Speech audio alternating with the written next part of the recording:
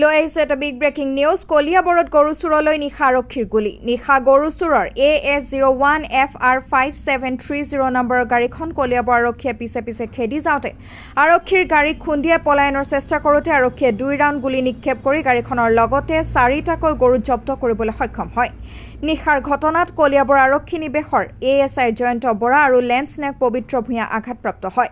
আৰক্ষীয়ে চামগুৰিৰ মমতাজ আলীক আটক কৰে।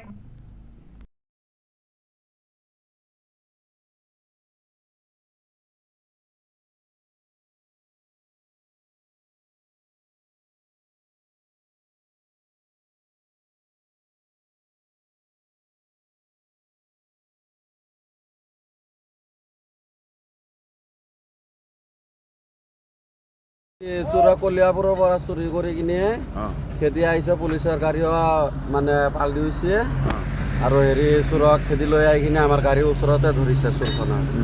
2টা চোৰ গ'ল, এটা চোৰক ধৰিছো। কি গাড়ী আছে এইটো? বেলেনৰ। আৰু ইয়াত গৰু 4টা আছে, 4টাৰ পৰা 3টা ঠিকে আছে, এটা মৰি গ'ল। কাৰোবাৰ গোহালিৰ পৰা চুৰ কৰি আহিছিল?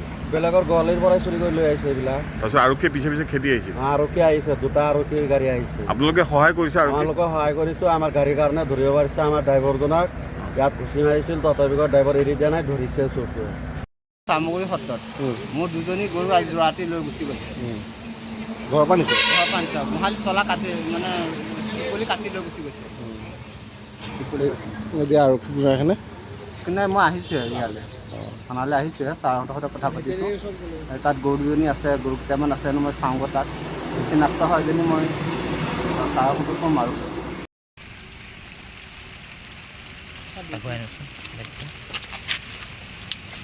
তিনটা আছে ন? 4টা গৰু।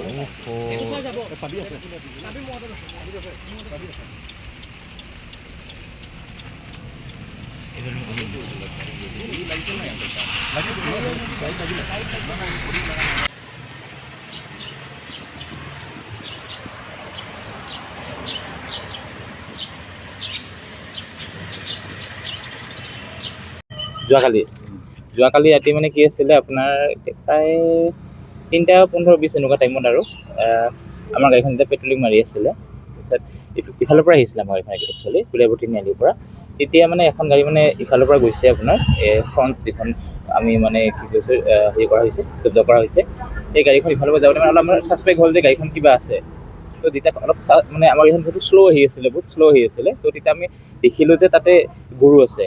তো লগে আমাৰ এইখন ঘূৰাই পেলাই গাড়ীখন মানে ধৰিবৰ কাৰণে তাক পিছা কৰিলে। তেতিয়া গাড়ীখনে লগে স্পীডটো বঢ়াই দিলে মানে। তেতিয়া আৰু বেছি ছাছপেক্ট হৈ গ'ল যে গাড়ীখন এনেকুৱা কিবা চোৰাং গৰুৱে আছে।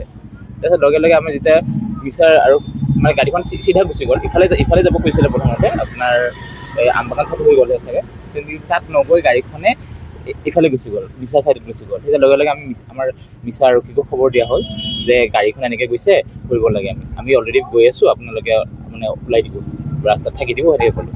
তেতিয়া সিহঁতে ওলালে তাতে ৰাস্তাত। তেতিয়া মিছা গৈ পাইছোঁ। তেতিয়া যেতিয়া গাড়ীখন ৰখাবৰ কাৰণে কৰিছে, আমাৰ গাড়ীখনে আগতে কৰিছে, তেতিয়া আমাৰ গাড়ীখনে সিহঁতে আকৌ ওলোটা মাৰি দিছে, মানে গাড়ীখনে মাৰি পেলাই মানে খুন্দিয়াই দিলে আমাৰ গাড়ীখন প্ৰায় হৈ গ'ল, মানে কণ্ট্ৰল নোহোৱাৰ নিচিনা হৈ গ'ল আৰু। অলৰেডি মিছা আৰক্ষী তাতে আছিলে। আমাৰ মানুহ ইঞ্জুৰি হৈছে।